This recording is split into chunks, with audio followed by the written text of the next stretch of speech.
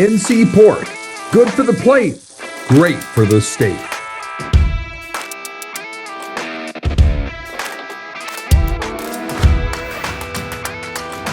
Welcome in North Carolina to a special edition of Bold North State Football Daily. This is our first high school spotlight of the year via our partnership with the North Carolina High School Athletic Association. I am Mike Waddell, and we're joined by Q Tucker. She is the commissioner of the NCHSAA. She is a native of Rockingham County, graduate of Mars Hill, and she is a former coach, and she has been with the High School Athletic Association since 1991, became the commissioner in the footsteps of great guys like Charlie Adams, who I had a chance to work with back in the early 90s. She became the commissioner in 2015, and this year, the 25-26 academic campaign is a big one for the North Carolina High School Athletic Association, as they have doubled in classifications, going from 4 classifications, 1A, 2A, 3A, 4A, all the way up now to 8A on both the men's and the women's side. And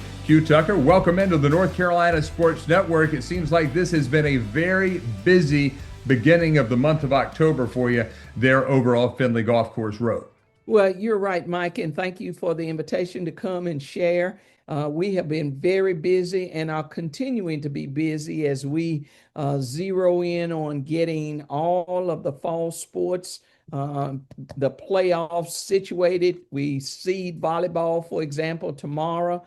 Our women's golf hits the regional level on Monday and Tuesday. And then we still have men's soccer to go. And of course, we still have football to go. So just a lot of stuff going on, but we seem to be navigating it pretty well. And hopefully the championships will be different, but we still will crown champions. And that's the beauty of all of this.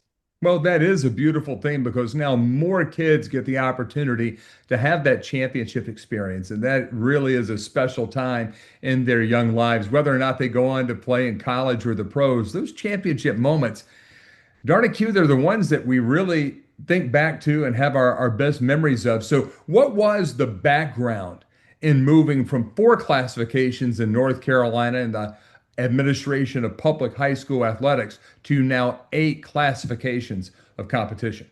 Well, the membership for many years, Mike, have said we just don't have enough classes. And when Davis Whitfield was here, we worked with SAS and explored the option of having 6 or having 5, and it just didn't seem to make sense because of the length of our state.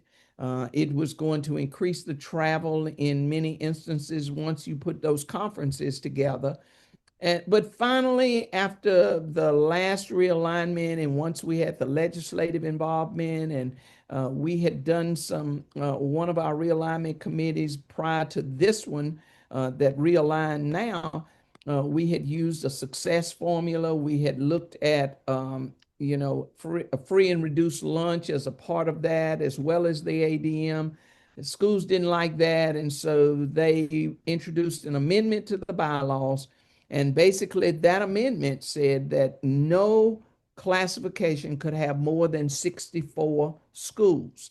Well, once you looked at that, and once a committee of folks said, well, look, we need to have at least 6 and maybe 7. And when they saw the number of schools that were being added to the membership, it wasn't going to take long, Mike, before we would be out of compliance with that amendment.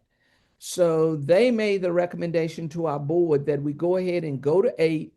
That gives a little bit of wiggle room in terms of new schools coming on board. And we're still getting some new regular traditional schools being built. We still have those charter schools that are coming on board. So we have some wiggle room.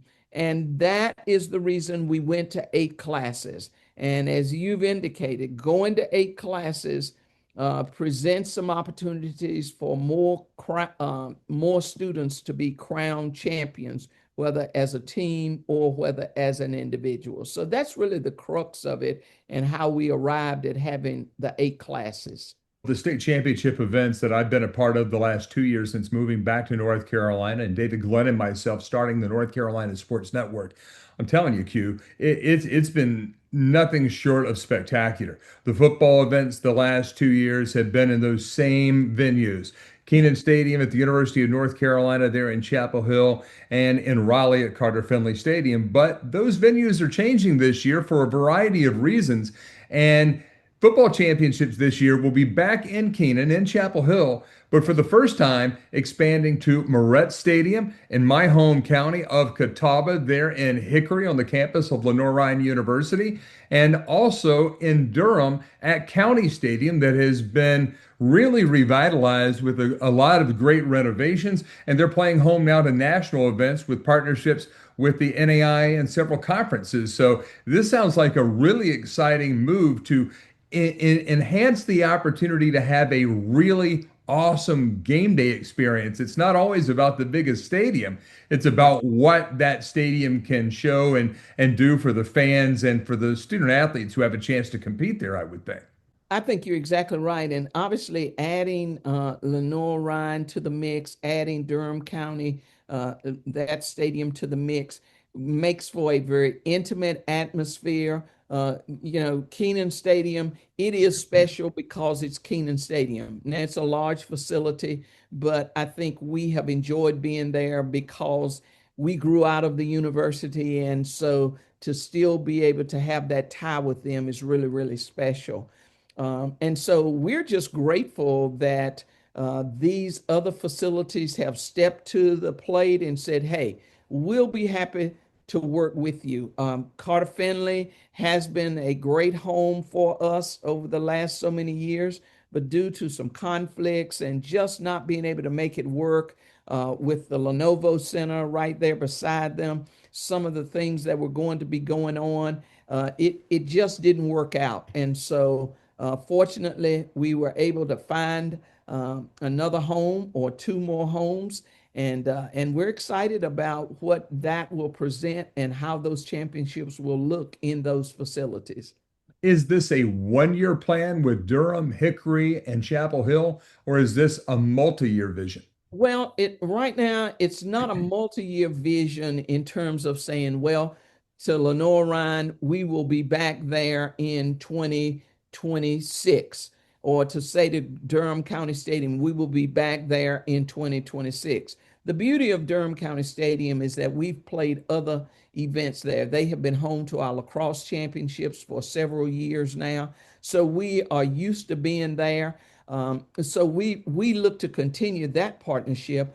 But with Lenore Ryan and being on that campus, we're looking down the road and we think that there's the real possibility that we will be there for basketball in the West.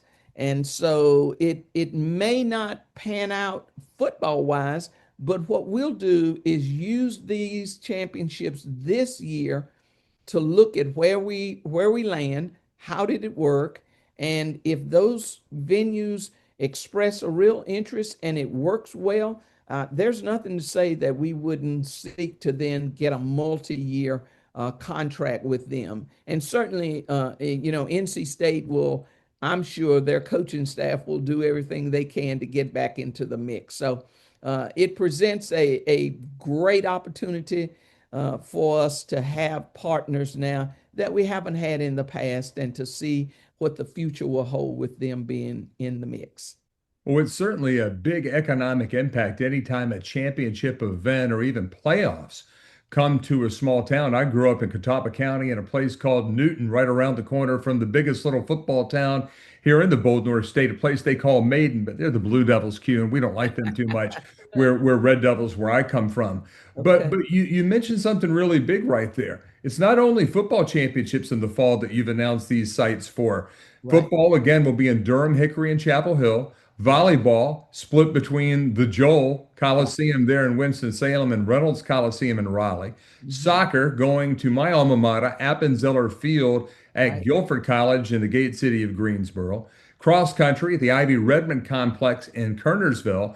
Girls golf at 5 different courses here in North Carolina. That sport well taken care of with venues.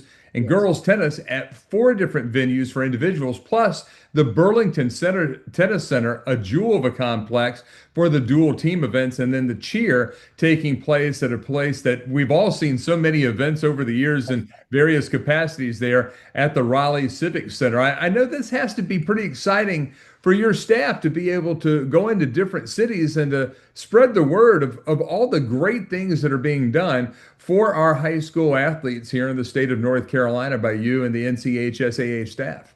Well, it is, and it'll be different for us because we won't be in some of those more familiar arenas. So it'll be an opportunity for us to get out and about, to meet different people, and as you said, to be able to tell our story in different locales.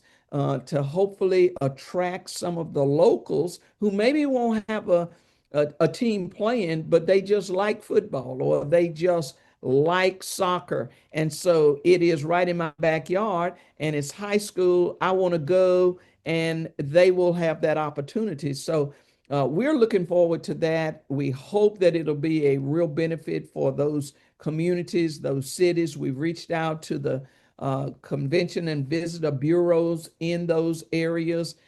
Many of them have said, hey, we want to help in any way we can to try to make this be a memorable experience for all involved. So we feel really good about that. We feel good about those folks, like I said, who have stepped up and said, we want to help out. And we're looking forward to just meeting new people and being in different surroundings. Sports are awesome.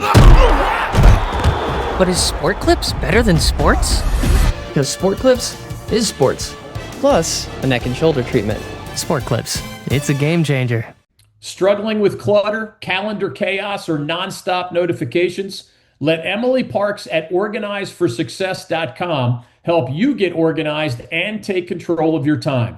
She's a North Carolina-based productivity pro who empowers busy people like you to work smarter and stress less.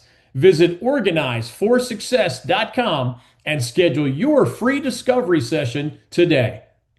We're with Q Tucker, the commissioner of the North Carolina High School Athletic Association, talking about the fall championship sites that had been announced. And coming up in March, Q, we get a chance to go back to the Lawrence Joel Veterans Memorial Coliseum there on the campus of Wake Forest in Winston-Salem for the basketball championships. And I know you haven't announced those dates yet, but I will tell you, and I know I stopped you last year a few times and told you how exciting it was to see North Carolina put on, and I've lived in 13 states, okay? Born and raised here in North Carolina, went to school in Greensboro, but have been all over the nation, been to all sorts of high school athletic events.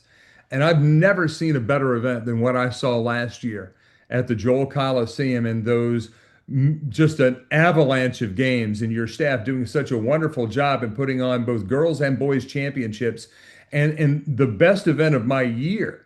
I lobbied hard for this to win a North Carolina Sports Award that we put on every July. It's called the Pineys. And I bet if they get back, and they probably will this year, but that Cherokee women's basketball team and the crowd they brought down from the res, that was a pretty special afternoon of almost, it had to be close to 8,000 people in the Joel Coliseum. Yeah, you're right, and they that was just phenomenal. We enjoyed that. Just wonderful young women. The spectators were great. They came early. They stayed throughout the entire game. They never gave up on their girls. And even when they were playing in that regional semifinal against Bishop McGuinness, and I think many people there thought, well, they're done. And they rallied and won that game, and then were able to come back then on that Saturday and just put on a real display. So that was a lot of fun. And for pure basketball fanatics or basketball junkies, if you miss that, you missed a real treat. So we look forward to again having that kind of atmosphere in the Joel. It'll be slightly different in that we won't have the regionals tied to the championships, but we'll still have a full day of games starting on that Wednesday of that week and being able to go Wednesday through Saturday and play 4 games a day, that's pretty impressive. I was an AD in the Colonial, now Coastal Athletic Association in Baltimore at Towson University, and we had tournaments that were in various locations that weren't remotely as professionally run as what was done at the NCHSAA Championships in Joel Coliseum last winter. Now, one last question before we let you go, because I know this is a very busy time for you. But every year, Commissioner Tucker, thousands of North Carolina student athletes dream of getting to that championship stage, of having the opportunity to compete. What message would you like to send to those athletes and their families as the postseason approaches and just as they take in the experience of being a high school athlete here in the bold North State?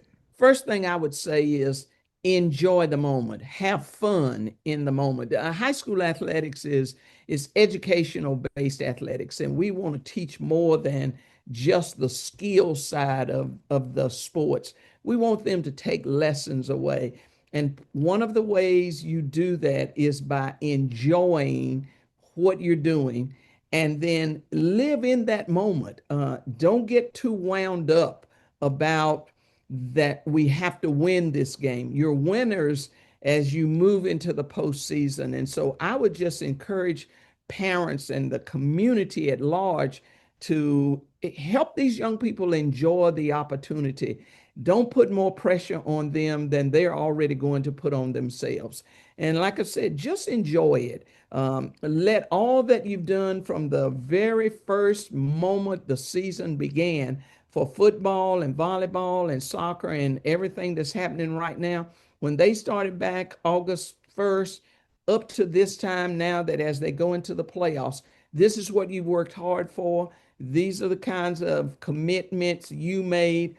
Now go out, execute, enjoy it, and look at it as an opportunity to just showcase your talent and ability and learn lessons while you're participating. That's what I hope that they can take from it, and that they can respect the game, respect that the opponents have worked just as hard, that the officials have trained, and that they've studied to try to make sure that the rules are followed, and that the coaches have done their part to get them to this point, and just respect that it all comes together and that we're going to go out and as student athletes, we're going to play, have fun, and then let the chips fall where they may when it comes to being a winner or a runner-up in that particular contest. Maybe they could also go over and tell the coaches or the officials every now and then that they're doing a good job too, because I tell you, that's a hard-working group, and North Carolina has a reputation of having some of the better high school officials across these 50 states. So congratulations to you, your 10th year as the commissioner of the NCHSAA and your 34th year overall, giving the best leadership that any state in America could have to high school athletics. Q Tucker from the North Carolina High School Athletic Association. Thanks for coming on this edition of Bold North State High School Spotlight, our first edition of this in the 25-26 academic year. Thank you. Thank you, Mike. This has been Bold North State Football Daily, an exclusive presentation of the North Carolina Sports Network. Make sure you follow us on social media at the NC Sportsnet, and check out our website that is wall-to-wall coverage of North Carolina sports at ncsportsnetwork.com. Our foundational partner is the North Carolina Pork Council, raising the bacon, raising the bar. Telling the stories of the bold North State, this is the North Carolina Sports Network.